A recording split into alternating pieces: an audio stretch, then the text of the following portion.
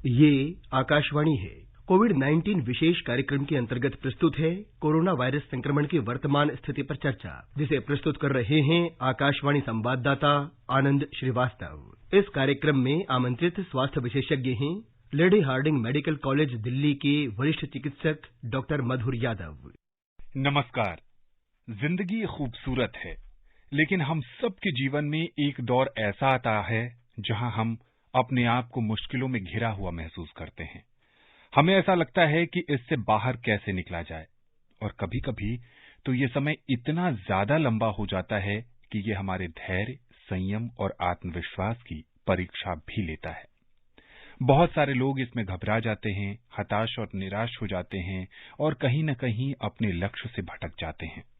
लेकिन ये वो समय होता है जब हमें पूरी शक्ति के साथ सकारात्मक सोच लिए आगे बढ़ने की जरूरत होती है। आज का दौर भी एक ऐसा ही दौर है। कोरोना संकट के कारण दुनिया के तमाम देश संघर्ष कर रहे हैं। भारत में भी लाखों की तादाद में रोज लोग संक्रमित हो रहे हैं।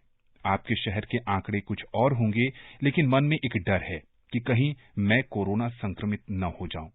अगर हो गया तो फिर कैसे ठीक होऊंगा, ये एक अगला डर है। लेकिन इन सब के बीच जो सरकारी दिशा निर्देश हैं, अगर हम उनका पालन करते रहें तो हम सब स्वस्थ रहेंगे और संक्रमण से बचे भी रहेंगे। आज के कार्यक्रम के साथ मैं हूं आनंद श्रीवास्तव और हमारे साथ हैं वरिष्ठ स्वास्थ्य विशेषज्ञ डॉक्टर मधुर यादव। डॉक्टर मधुर, कार्यक्रम में आपका बहुत बहुत स्वागत है। नमस्कार, थैंक यू, धन्यवाद। नमस्ते सर। इससे पहले कि डॉक्टर साहब के साथ हम चर्चा शुरू करें, हम अपने श्रोताओं को बता देना चाहते हैं कि अगर वो भी इस कार्यक्रम से जुड़ना चाहते हैं तो हमें फोन कर सकते हैं। हमारा फोन नंबर है 011-2342-1764। डॉक्टर मधुर, सबसे पहले अगर देश की राजधानी दिल्ली की वर्तमान स्थिति पर चर्चा करें तो कहा जा रहा है कि यहां कोरोना का पीक तीसरी लहर में आकर जा चुका है। मामले कम हो रहे हैं, लेकिन एक दूसरा पक्ष है वो आंकड़ों का पक्ष है, और उसके अनुसार देखें तो अब भी दिल्ली में पॉजिटिविटी जो रेट है वो इस तरफ इशारा कर रही है कि हर तीसरा आदमी जो जांच करा रहा है वो पॉजिटिव हो रहा है। क्या कहेंगे आप इस पूरे मामले पर? देखिए आनंद जी, मैं एक बात बहुत साफ करना चाहूंगा कि अभी बहुत जल्दी होगी ये कहना कि तीसरी पीक आ गई, आकर चली गई, चाहे वो दिल्ली का केस हो या बॉम्बे का केस हो। हाँ, क्योंकि ये पास 2-3 दिन में देखा गया है कि वो 32% से 27.9% आ गई है या 28.2% आ गई है। ये सब कहना बहुत जल्दी होगी। और दूसरी बात ये है कि इस बीच थोड़ी सी आईसीएमआर की गाइडलाइंस बदली हैं, थोड़ा टेस्टिंग भी कुछ कम हो रही है, और लोगों को में थोड़ी सी बेफिक्री आ गई है कि अरे यार माइल्ड डिसीज है, कुछ होना नहीं है, क्या टेस्ट कराना है। तो इस वजह से लगता है कि कुछ कम है, लेकिन आंकड़े ऐसे नहीं हैं। आंकड़े बताते हैं कि रुको, बीमारी है भी। और मैं श्रोतागण से एक बात बहुत साफ करना चाहूंगा, बैठे बैठाए इस वायरस को अपने घर मत लाओ। यदि आ गया है तो अपने आप को आइसोलेट करो, अपने आप को और घर वालों से अलग हो जाओ, ताकि ये बीमारी किसी और को न लग सके। क्योंकि इसके लॉन्ग टर्म कॉम्प्लिकेशन हम लोगों को नहीं मालूम है। कोविड के उसके तो मालूम थे, ओमिक्रॉन के नहीं मालूम है। तो इसलिए ये कह पाना भी बहुत जल्दी होगी कि तीसरी पीक आके चली गई। अभी हमको 2 हफ्ते का कम से कम समय देना पड़ेगा, जबकि ये मालूम चल जाएगा कि हाँ भाई, डाउनवर्ड ट्रेंड शुरू हो गया है, अब पॉजिटिविटी रेट कम हो। डॉक्टर साहब, यहाँ एक और बहुत ही व्यवहारिक सवाल ये है कि बहुत सारे लोग टेस्ट नहीं करवा रहे हैं। जिनको सर्दी जुकाम है या हल्का बुखार भी है, वो क्या कर रहे हैं कि वो कॉमन फ्लू समझकर या फिर टेस्ट न कराने की मंशा से वो 2-3 दिन घर पे रहते हैं। जब उनका बुखार उतर जाता है तो वो फिर अपने रोजमर्रा के काम में लग जाते हैं। क्या वो सुपर स्प्रेडर की भूमिका निभा सकते हैं? उनको क्या कहेंगे आप? आपने आनंद जी बिल्कुल सही कहा, यही सुपर स्प्रेडर होते हैं। क्योंकि देखिए, होता ये है कि जो वायरस होता है, ये आपको आज इन्फेक्शन हुआ तो आज इन्फेक्शन होने से पहले 2 दिन पहले उसने आपको इन्फेक्ट कर दिया होता है। तो आप ये 2 दिन तो लोगों को इन्फेक्ट कर रहे होते हैं, और उसके बाद तक 5 दिन तक, अर्थात 5 दिन तक आप लगातार लोगों को इन्फेक्ट कर रहे होते हैं। और देखा ये भी गया है कि बहुत से लोगों में ये जो 5 दिन वाली प्रक्रिया है ये 7 दिन तक रहती है। तो यदि आपने अपने टेस्ट कराना इसलिए जरूरी है ताकि हम दूसरे को इन्फेक्ट ना कर सकें। और मैं तो एक बात करना चाहूंगा, आप दूसरी क्यों बात करते हैं? आप अपने घर में अपने बच्चों की अपने बुजुर्गों की इनकी सेहत का ख्याल रखिए ना। आप ये मत सोचिए कि आप समाज में किसको हेल्प करेंगे। अरे आप अपने घर में अपने बड़ों को, अपने बच्चों को, इनको बीमारी से बचाएंगे। तो यदि आप इनको बीमारी से नहीं बचाएंगे तो आप इनको इन्फेक्ट कर देंगे। तो बात तो वही है, ये धीरे धीरे बढ़ता जाएगा। तो आपने जो अभी बात कही बिल्कुल सही कही। और फिर होता क्या है, टेस्ट कराएंगे नहीं, 2 दिन रेस्ट किया, तीसरे चौथे दिन घर से बाहर चले गए, तो साहब आप तो लगातार वायरस को हवा में छोड़ ही रहे हैं। आप तो इन्फेक्ट कर ही रहे हैं औरों को। तो इसलिए सबसे बढ़िया बात है कि आप अपनी जांच कराएं। यदि आप पॉजिटिव है तो अपने आप को आप 5 दिन के लिए या 6 दिन के लिए आइसोलेट करें। जब बिल्कुल ठीक हो जाएं, बुखार के तीसरे दिन बाद यदि आप बिल्कुल ठीक महसूस कर रहे हैं तो आप अच्छा मास्क लगा के घर से बाहर जाएं ताकि आप औरों को इन्फेक्ट ना कर सकें। डॉक्टर मधुर, यहाँ पर एक और सवाल निकलकर सामने आता है कि अब कोरोना जांच की होम किट भी आ गई है। बहुत सारे लोग अपने घर में जांच कर रहे हैं। आईसीएमआर के दिशा निर्देश की बात करें तो वो ये कहता है कि आप जांच करने के बाद आपकी जो भी स्थिति है, पॉजिटिव नेगेटिव, वो आईसीएमआर के पोर्टल पर या वेबसाइट पर अपलोड करें। लेकिन देखने में ये आ रहा है कि बहुत सारे लोग होम किट से जांच करने के बाद अपनी स्थिति नहीं साझा कर रहे हैं। इस तरह की जो मानसिकता है वो कहीं न कहीं समाज की एक वास्तविक स्थिति सामने नहीं ला रही है और लोगों के मन में शायद इस कारण भी भ्रम पैदा हो रहा है कि अब भारत में तीसरी लहर का प्रकोप कम होता जा रहा है। क्या कहेंगे आप? देखिए जी, ऐसा है कि हम शायद ईमानदार नहीं, और यही ईमानदारी हमारे हर उस कृत्य में झलकती है जो हम समाज में करते हैं। क्योंकि अगर आईसीएमआर ने तो देखिए इसलिए कहा कि भाई आपको टेस्टिंग लोड ना पड़े, आप घर से बाहर निकले औरों को इन्फेक्ट ना करें, तो उसका तो ये कहने का मतलब है कि आप होम टेस्ट वाली किट लीजिए, अपने आप करिए और पोर्टल पर लोड कर दीजिए भाई आप पॉजिटिव हैं। तो इससे क्या होता है, हमको एक सही आंकड़ा मिलता है। सही आंकड़ा ही नहीं मिलता है, हमको इस बीमारी के बारे में कुछ और ज्यादा मालूम चलना शुरू होता है और हमें यही मालूम चलता है कि ये बीमारी कितनी खतरनाक है। अगर आपका ऑक्सीजन ड्रॉप होता है, आपको आईसीयू की जरूरत पड़ती है, तब नेक्स्ट स्टेप आता है जो कि आईसीएमआर कहता है कि आप जीनोम सीक्वेंसिंग कराएं, देखें कि कौन सा जीनोम है, क्या है। तो आनंद जी, जब हम इस हिसाब से हम ईमानदार नहीं है तो फिर वो तो हमारी हर एक कृत्य में, हर एक एक्शन में झलकता है। तो फिर हम किस ईमानदारी की बात करते हैं, ये बात है।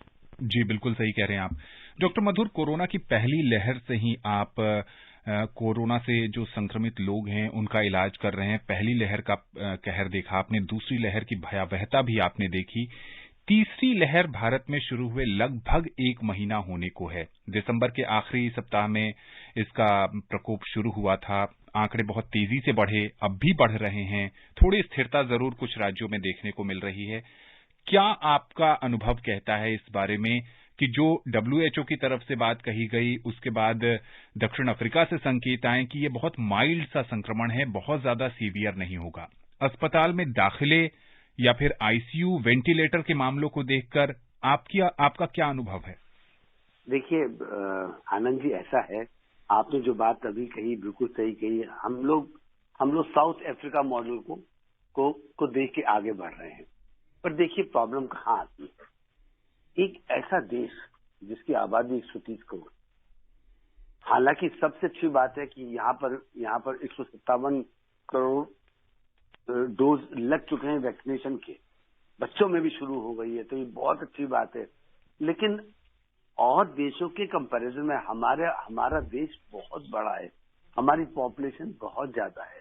अगर यहाँ का 1% भी बहुत के बराबर होता है, और उस हिसाब से तो बहुत अच्छी बात है कि हम लोगों को इस वाले फेज में, क्योंकि सिर्फ अपर रेस्पिरेटरी ट्रैक्ट इन्वॉल्व हो रहा है, सिर्फ ऊपर की सांस लेनी इन्वॉल्व हो रही है, नीचे का इन्फेक्शन नहीं हो रहा है, अर्थात फेफड़ों में इन्फेक्शन नहीं पहुंच रहा है, बहुत ज्यादा सीवियर नहीं, ऑक्सीजन रिक्वायरमेंट नहीं है। तो ये एक हल्का इन्फेक्शन होकर रह जा रहा है। लेकिन जिनको कोमॉर्बिडिटीज हैं, बहुत मोटापा है, ओबेसिटी बहुत ज्यादा है, hypertension, diabetes, chronic kidney disease है, प्रेगनेंसी है, ऐसे लोगों में खतरा ज्यादा है। तो सोचिए ना, ऐसे लोगों की संख्या भी तो हमारे यहाँ बहुत ज्यादा है। और अगर खुदा ना खास्ता अगर ऐसे लोगों को जरूरत पड़ गई तो भाई साहब कितने वेंटिलेटर, कितनी आईसीयू, कितने आईसीयू बेड। हम लोगों ने दूसरी लहर में देखा था ना, सब कुछ धरा का धरा रह गया था, सब लोग सिर्फ हाथ मलते रह गए। वो जो भयावह तस्वीर थी, वो तो बहुत बहुत भयंकर मंजर था। तो इसलिए सलाह ये है कि अगर वो भी जाता है तो आप अपने जांच करवाएं और एहतियात बरतें। जी बिल्कुल। कार्यक्रम में पहले कॉलर जुड़ गए हैं हमारे साथ। महाराष्ट्र के ठाणे से गुरुनाथ जी हैं। गुरुनाथ जी, कार्यक्रम में आपका बहुत बहुत स्वागत है। हाँ सर, नमस्कार सर। सर मेरा क्वेश्चन है सर, जो वैक्सीन सेंटर पे सर, जो वैक्सीन देने के बाद जो पैरासिटामोल जो टैबलेट दिया जाता है, वो कंपलसरी किसी अपना सभी सेंटर पे दिया जाता है क्या? ये सर जरूरी है? क्योंकि जब कुछ अपना ये वैक्सीन लेने के बाद जो बुखार और शरीर में थोड़ा सा दुखता है, तो ये सर ये जो प्रोटेक्टिव मैकेनिज्म जो शरीर में बनता है, बनना चालू होता है, तो क्या पैरासिटामोल लेना जरूरी है सर? जी डॉक्टर साहब। हाँ जी जी, गुरुनाथ जी के सवाल पर क्या कहेंगे आप? देखिए, इनका शायद सवाल ये था ना कि वो जो नेगेटिव आते हैं सेंटर पर, उनका क्या करना है जी, है ना। देखिए, ऐसा है कि ये ओमिक्रॉन का जो वायरस है ना, ये जरूरी नहीं है कि आरटीपीसीआर किट से इसको हम पहचान ही सकें। ऐसा नहीं है। ये कुछ केसेस में नेगेटिव भी है, लेकिन कहा जाता है यदि ये रैपिड एंटीजन टेस्ट से पॉजिटिव है और यदि हमारे साइन सिम्टम्स बिल्कुल फ्लू वाले हैं और बेहद दर्द है, जीआई सिम्टम्स भी हैं, नोशिया, वॉमिटिंग है, तो ये हम इसको ओमिक्रॉन कोविड की तरह ही ट्रीट करेंगे और वो सारे कार्य करेंगे जिससे कि और किसी को होने से बचाया जा सके। इसलिए ऐसा नहीं है, अगर वो नेगेटिव आता तो भी और आपको सिम्टम्स टिपिकल हैं तो आप बिल्कुल वही एहतियात रखेंगे जो आप कोविड के लिए रखते हैं। जी डॉक्टर मथुर, पूरे भारत में इस समय ठंड का मौसम है और उत्तर भारत में कड़ाके की सर्दी पड़ रही है। ऐसे मौसम में जो बुजुर्ग लोग होते हैं या फिर जो बच्चे होते हैं, वो बहुत जल्दी फ्लू के शिकार हो जाते हैं। उनमें सर्दी जुकाम कोरोना से पहले भी बहुत तेजी से फैलता था। ये जो मानसिकता है कि मुझे तो सर्दी हुआ है, कोरोना ने नहीं पकड़ा है, मुझे तो हल्का सा फीवर है, ये 2 दिन में वैसे ही उतर जाता है, इस मानसिकता में क्या जांच के लिए आगे जाना चाहिए या फिर अपने पारिवारिक डॉक्टर के संपर्क से जो भी वो मेडिसिन दें उसके साथ आगे बढ़ने की जरूरत है? आनंद जी, ये तो आपने बहुत ही अच्छा प्रश्न किया, क्योंकि अब आजकल ऐसा ही मौसम चल रहा है। असल में होता क्या है कि अगर हमारे जो सिम्टम्स हैं वो फ्लू वाले हैं और फ्लू के सिम्टम्स में और ओमिक्रॉन के सिम्टम्स में बहुत ज्यादा फर्क बिल्कुल नहीं है, दोनों बिल्कुल एक से हैं।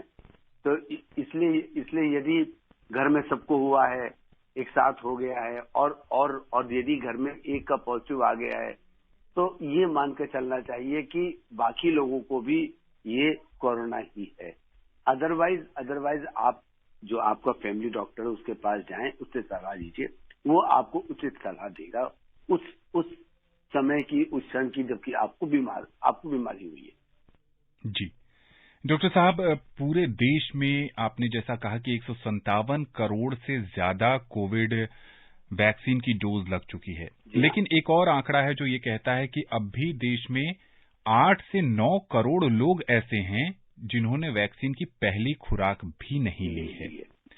ये एक बड़ा कंसर्न का विषय है, लेकिन एक इससे भी बड़ी चुनौती ये है कि इन लोगों को टीकाकरण केंद्र तक कैसे लाया जा सके। संचार माध्यमों से लगातार सरकार उनसे कोशिश कर रही है, विनती कर रही है। आप जैसे स्वास्थ्य विशेषज्ञ भी टीकाकरण की महत्ता बता रहे हैं। तीसरी लहर में तो ये और बात सटीक रूप से सामने आ रही है कि जिन्होंने दोनों खुराक ली है वो कम सीवियर बीमार पड़ रहे हैं। क्या कहेंगे उन लोगों को आप? देखिए, ऐसा है कि मैं इसमें एक ही बात कहना चाहूंगा कि ऐसे लोगों को ये सोचना चाहिए, लोगों की बातों से जानना चाहिए कि जिनको दोनों खुराक लग गई है उनको इन्फेक्शन बहुत हल्का होता है, अर्थात वो भयावह स्थिति उत्पन्न नहीं होती है जो कि अदरवाइज होती है। और दूसरी बात ये है कि ये ऐसे लोग रहे हैं जो किसी की बात नहीं मानते हैं, जिनको लगता है कि वो जो सोचते हैं सही सोचते हैं। ऐसे लोगों को भी काउंसलिंग करनी चाहिए, इन लोगों को बताना चाहिए। और देखिए, मैं हमेशा एक बात कहता हूं कि समाज में आप हर व्यक्ति को एक सा नहीं पाते हैं। कुछ लोग बात जल्दी समझते हैं, कुछ बात देर में समझते हैं, कुछ बात नहीं समझते हैं। हमारा प्रयत्न होना चाहिए कि हम समाज में हर एक व्यक्ति को अपनी बात बताने में सफल हों और उनको इस बात का एहसास कराएं कि नहीं, ये आपके लिए जरूरी है और आपको लगवाना चाहिए, ताकि ऐसा नहीं कि आप खुद बल्कि दूसरे के लिए भी आप एक सोर्स ना बने इन्फेक्शन का। जी बिल्कुल। राजस्थान के अलवर से हमारे साथ मनोज जी जुड़ गए हैं। मनोज जी, कार्यक्रम में आपका बहुत बहुत स्वागत है। सर नमस्कार, मनोज कुमार बोल रहा हूँ। जी हाँ जी, अपना सवाल पूछिए। सर पहले 2 कर रहा हूँ, अब बार हूँ बात के लगे हैं जो बाएं हाथ, अब इसका कीजिए बात के जिसके और हाथ से। सर मेरा सवाल ये है जी। हेलो जी। सवाल ये जो कोरोना पेशेंट है ये अंदर सारा पॉजिटिव है तो ये आगे जाते हैं क्या? आपकी आवाज स्पष्ट नहीं है मनोज जी, एक बार दोबारा सवाल पूछिए। सवाल ये है सर, जो कोरोना वायरस का जो वेरिएंट है ये अपने मुंह जाता है, शरीर में जाता है, अनेक बन जाता है। जी डॉक्टर मधुर, जहां तक मैं समझ पाया हूं ये कह रहे हैं कि कोरोना वायरस जो मुंह और नाक से हमारे शरीर में अंदर जाता है, तो क्या ये अंदर जाकर एक वायरस बहुत सारे वायरस में मल्टीप्लाई हो जाता है? देखिए ऐसा है कि ये जो वायरस होता है ना, इसकी एक ये अंदर जाके सेल्स में को इन्फेक्ट करते हैं और वहां से जो बाकी सेल्स होते हैं उनमें भी ये फैलते हैं। तो इन्होंने जो सवाल किया बिल्कुल सही किया, ये अंदर जाके और वायरसेस में और सेल्स में फैलते हैं। इनका जो जेनेटिक मटेरियल होता है वो अंदर जाके बाकी सेल्स को अटैक करता है। जी बिल्कुल। अब राजस्थान के बाद चलते हैं झारखंड के हजारीबाग से हमारे साथ जुड़ गए हैं दिवाकर पाठक। दिवाकर जी, कार्यक्रम में स्वागत है आपका। जी धन्यवाद। मैं दिवाकर पाठक हजारीबाग झारखंड से हूँ। प्रोटोकॉल तेज असर संक्रमण नाशक है, इसलिए शेक हैंड को करें साइड, क्योंकि शेक हैंड संक्रमण का जनक माना जाता है। साथ ही यह हमारी भारतीय परंपरा की पराकाष्ठा को प्रमाणित नहीं कर पाता, इसलिए नमस्कार मुद्रा से करें अंतःकरण का अभिनंदन। प्रिकॉशनरी डोज क्यों जरूरी है और यह किस प्रकार कार्य करता है? जी डॉक्टर साहब। देखिए ऐसा है, प्रिकॉशनरी डोज से हमने 2 डोज लगवाते हैं उसका धीरे धीरे इन्फेक्शन का जो प्रिवेंशन होता है वो थोड़ा कम हो जाता है, इम्यूनिटी थोड़ी कम होती है। प्रिकॉशनरी डोज लेने से जो इम्यूनिटी होती है वो बनी रहती है और उस इम्यूनिटी के बने होने से कोई फर्दर इन्फेक्शन होने के चांसेस कम होते हैं। ये प्रिकॉशनरी डोज बिल्कुल वैसी है जैसे कि हम लोग बच्चों में लगवाते हैं, 5 साल में डीपीटी और वो सब लगवाते हैं, उसी तरीके से ये प्रिकॉशनरी डोज है। जी बिल्कुल। और दुनिया के तमाम देशों में रिसर्च में ये बात सामने आई है कि 9 महीने के बाद इम्यूनिटी का स्तर शरीर में कोरोना वायरस के खिलाफ लड़ने में कम हो जाता है। इसलिए तमाम देशों में बूस्टर डोज की शुरुआत की गई है और भारत सरकार ने इसे प्रिकॉशनरी डोज कहा है। झारखंड के पड़ोसी राज्य बिहार से मजहर आलम जी हमारे साथ जुड़ गए हैं। मजहर जी, स्वागत है आपका। हाँ नमस्कार। नमस्ते। और डॉक्टर साहब को भी नमस्कार। नमस्कार जी, नमस्कार मदर साहब। सर मेरा सवाल ये है सर कि कोविड क्या करता है कि आया 2020 में, मगर इसको कोविड-19 नाम क्यों दिया गया, और ये कोविड कहाँ से फैला, कैसे फैला और किससे फैला, ये मेरा क्वेश्चन है। अरे मदर साहब, आप तो इतिहास में वापिस चले गए। हुआ असल में ये कि कोविड जो 19 है ना, ये इसका पहला केस जो था वो अक्टूबर-नवंबर में शुरू हुआ था, वुहान की लैब से शुरू हुआ था। फिर लेकिन जो ये असली जिस तरीके से इन फोर्स आया है वो आया है 20 में, क्योंकि 20 में हमारे यहाँ भी पहला केस जो था वो जनवरी 30 को आया था, केरल में, बाहर से ही आया था। और एक बात याद रखिएगा, ये जितने ऐसे फैंसी जो बीमारियां होती ना, ये बाहर से इंडिया में आती है, इंडिया में नहीं होती है। तो ये कोविड-19 इसलिए कहा गया क्योंकि ये 2019 में ही पैदा हुआ था, लेकिन ये यहाँ आते आते फिर 20 हो गया, और अब तो साहब इसका वो ओमिक्रॉन वाला वेरिएंट भी आ गया। इस तरीके से इसको कोविड-19 का नाम दिया गया था। कोविड-19 जो था वो 19 में ही आया था, लेकिन अपने यहाँ पूरी दुनिया में जो इसने दृश्य दिखाया था ना भयावह वाला, वो फिर 20 से दिखाना शुरू किया था। पंजाब इसकी 20 में आई जी। पंजाब के अमृतसर से प्रेम सागर जी हमारे साथ जुड़ गए हैं। प्रेम जी, स्वागत है आपका। प्रेम जी, अपना सवाल पूछिए।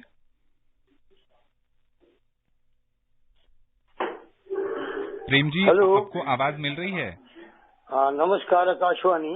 नमस्ते। नमस्कार डेजिग्नेटेड डॉक्टर। मेरा सवाल ये है जी, ये जो ओमिक्रॉन है जी, ओमिक्रॉन के बारे में काफी चिंता दूर की है डॉक्टर साहब ने जी। मैं धन्यवाद करूंगा आकाशवाणी का भी और डॉक्टर साहब का भी। एक बार थोड़ा सा फिर क्लियर करें, ये ओमिक्रॉन जो है इतना घातक नहीं है, क्यों इतना घातक नहीं है? बहुत अच्छी बात है। क्यों इतना घातक नहीं है, ये भी लोगों के जहन में सवाल है डॉक्टर मधुर। देखिए प्रेम जी, ऐसा है कि ना आपने बहुत अच्छा सुना। मैंने कहा था कि घातक नहीं है ये। असल में ना ये जो वायरस है, इसमें जो इसकी मेन प्रोटीन है जिससे कि ये दूसरे सेल्स में चिपकता है, उसमें काफी मॉडिफिकेशन हो गई है। इसकी वजह से इसका नाम ओमिक्रॉन दिया गया है। इसमें इसके स्पाइक प्रोटीन्स में काफी चेंजेस हुए, और हुआ ये कि ये चेंजेस की वजह से ये किसी तरीके से सिर्फ ऊपर की सांस की नली में रह जाता है, नीचे तक नहीं जाता है। हालांकि इसकी इन्फेक्टिविटी बहुत ज्यादा है। ये एक साथ कई लोगों को और एक बार में उससे डेल्टा वायरस से 10 गुना ज्यादा पेशेंट को इन्वॉल्व करता है, लेकिन इसकी सीवियरिटी कम है। ये बहुत ज्यादा सीवियर डिजीज नहीं करता है। लेकिन मैंने कहा कि जिन लोगों को डायबिटीज है, हाइपरटेंशन है, जिन लोगों को किडनी डिजीज है, जिनको मैग्नेंसी है, ऐसे पेशेंट्स के लिए तो ये खतरनाक है ही।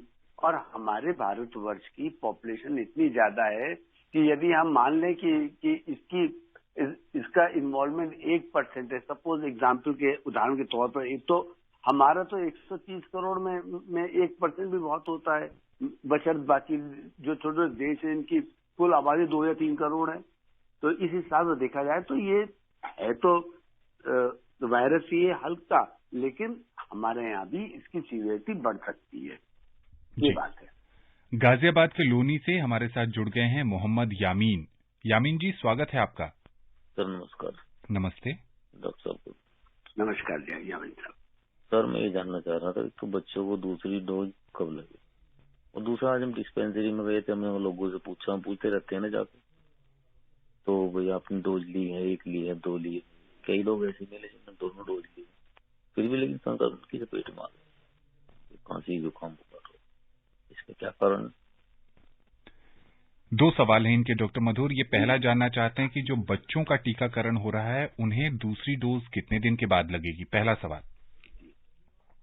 देखिए ऐसा है यामीन साहब, अभी तो बच्चों को एक खुराक लग रही है। अभी तो दूसरी खुराक के लिए अभी थोड़ा इंतजार करना पड़ेगा, और इंतजार भी ऐसा करना पड़ेगा क्योंकि एडल्ट में देखा गया था कि जो हम लोगों ने कोवैक्सीन में जो 1 महीने का डोज दी गई थी, वो बच्चों में अभी थोड़ा इंतजार करके दूसरी डोज की फिर बात करेंगे कि दूसरी डोज कब लगे। दूसरा क्वेश्चन क्या था आनंद जी इनका? दूसरा सवाल इनका ये है कि ये अपने नजदीक के डिस्पेंसरी में गए थे, वहां जो लोग काम कर रहे हैं उनसे इन्होंने पूछा कि आपने कोविड वैक्सीन की डोज ली है या नहीं। इनका सवाल यह है कि उनमें बहुत सारे लोगों ने दोनों खुराक ले रखी है, उसके बाद भी उनमें बुखार, सर्दी, जुकाम के लक्षण है, ऐसा क्यों? देखिए यामिन साहब, ऐसा है कि अगर दोनों डोज ले रखी तो भी सर्दी जुकाम हो सकता है। ये नॉर्मल फ्लू भी हो सकता है, जरूरी नहीं कि ओमिक्रॉन ही हो। और हाँ, बात यह है कि दोनों डोज के बाद भी कोविड हो सकता है, क्योंकि ये जो वायरस है इसकी खूबी यही होती है कि ये अपना प्रारूप बदलता रहता है, अपना रूप बदलता रहता है, इसकी एंटीजेनिटी बदलती रहती है। कभी ये ओमिक्रॉन के फॉर्म में आता है, कभी ये IHU के फॉर्म में आता है, तो फॉर्म बदलता रहता है और फिर ये अलग तरीके से उन सारे आदमियों को इन्वॉल्व करता है। पर हाँ, यदि आपने दोनों डोज ले रखी हैं तो आपको उसका इन्फेक्शन बहुत हल्का होता है, जिसे हम लोग अपनी भाषा में कहते हैं कि छू के निकल गया। जी बिल्कुल। अंतिम कॉलर को जोड़ लेते हैं अपने कार्यक्रम में। हरियाणा के हिसार से राजेंद्र जी हैं। राजेंद्र जी, स्वागत है। कार्यक्रम में समय कम है, बहुत संक्षेप में अपना सवाल पूछिए। आनंद जी नमस्कार, और डॉक्टर साहब मधुर साहब को भी नमस्कार करना। नमस्कार जी, नमस्कार। मैं ये कहना चाहता हूँ, जैसे ओमिक्रॉन आया है, ये जो इसके बाद जो कोई इसी में से कोई कोरोना या पैदा होने वाला हो सकता है ना, इस बारे में जानना था।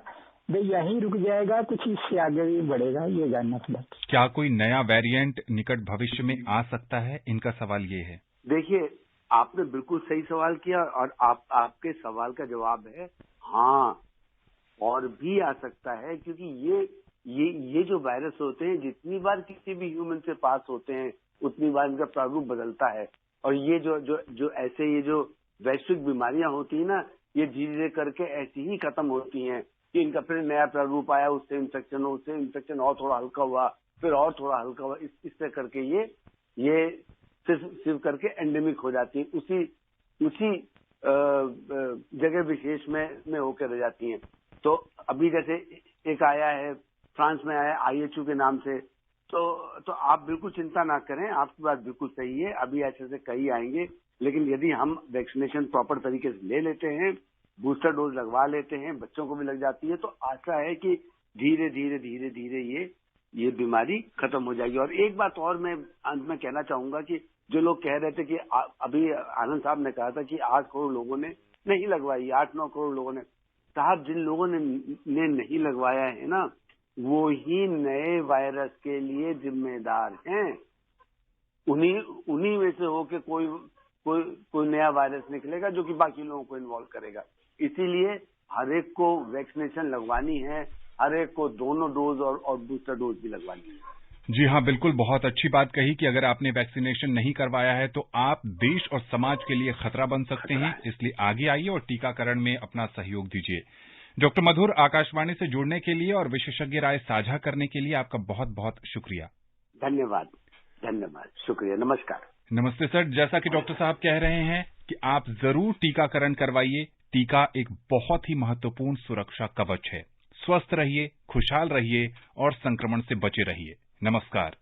कोविड-19 विशेष कार्यक्रम के अंतर्गत अभी आप सुन रहे थे कोरोना वायरस संक्रमण की वर्तमान स्थिति पर चर्चा, जिसे प्रस्तुत कर रहे थे आकाशवाणी संवाददाता आनंद श्रीवास्तव। इस कार्यक्रम में आमंत्रित स्वास्थ्य विशेषज्ञ थे Lady Hardinge Medical College Delhi के वरिष्ठ चिकित्सक डॉक्टर मधुर यादव। ये कार्यक्रम आकाशवाणी के समाचार सेवा प्रभाग द्वारा प्रस्तुत किया गया। इसे आप हमारे mobile app news on AIR और YouTube channel news on AIR official पर भी सुन सकते हैं। इस कार्यक्रम के संबंध में अपनी प्रतिक्रिया आप हमें ईमेल कर सकते हैं। पता है airnsdtalks@gmail.com। ये कार्यक्रम फिर से सुनने के लिए लॉग ऑन करें हमारी वेबसाइट newsonair.nic.in।